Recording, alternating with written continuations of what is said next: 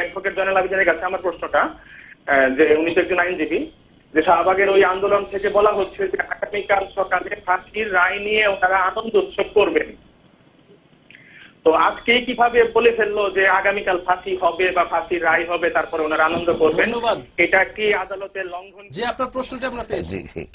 যে আমি একটু শেষ করে দিই জনাবের সামনে। তারপরে আমি যখন দেখি যে এখানে একটা নৈতিকতার বড় প্রশ্ন আছে, যে আপনি একটা দেশে যখন শুধু ফাঁসি চাই ফাঁসি চাই ফাঁসি চাই বলতেছেন, এখানেই সন্দেহজনক জিনিসটা।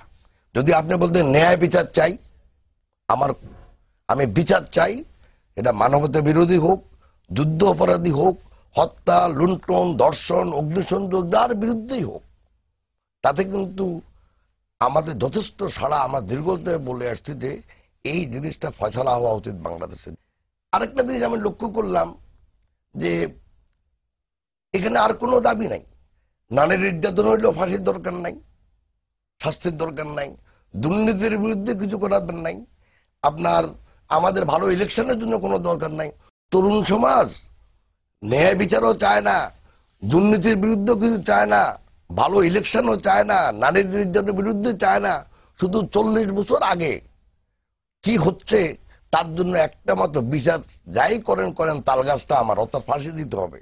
আমি মনে করি এই নৈতিকতার দিক থেকে এটা কোন একটা ভালো জিনিস বাংলাদেশের জন্য। আমরা দর্শকের প্রশ্নের উত্তর নেব।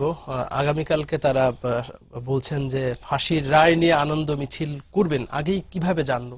এই বক্তব্য কতটুকু গ্রহণযোগ্য আপনার কাছে জানতে চাইছি। আমি সর্বপ্রথমে যে দর্শক যিনি প্রশ্ন করেছেন তাকে ধন্যবাদ দেই। তার এই মধ্যেই একটা প্রশ্নের উদ্বেগ হয়েছে যে যখন আগামীকালকে একটি রায় হবে শোনা যাচ্ছে, সেই অবস্থায় কিভাবে এইরকম একটা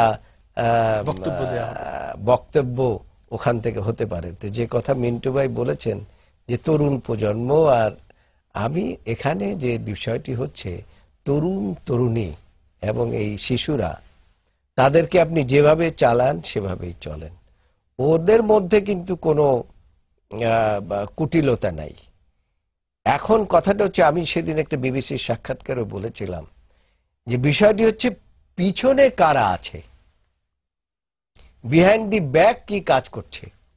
এখানে আজকে কালকে জাজমেন্ট হবে, আজকে বলা হচ্ছে যে তারা ফাঁসির কি বলে আনন্দ করবে, ফাঁসি হবে আনন্দ করবে।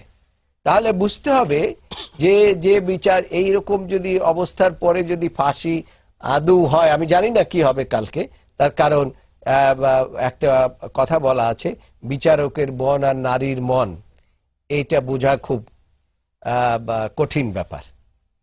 আমি অবশ্য বুঝি না যে কালকে ফাঁসি হবে না যাবজ্জীবন হবে না 4 বছর হবে না 5 বছর হবে। তারপরও বলছি, যারা এই কথাগুলো বলেন যে তারা ফাঁসির রায় নিয়ে যাবেন, আনন্দ নিয়ে যাবেন, সেইখানেই কিন্তু দেশের মানুষ শঙ্কিত, আইনজীবীরা শঙ্কিত, বিচারকরা শঙ্কিত। তার কারণ তাহলে কি ওই বিচারককে ভয় দেখানো হচ্ছে যে আপনি যদি ফাঁসি না দেন তাহলে পরে আপনার উপরেও আমাদের আন্দোলন হবে, আক্রমণ হবে?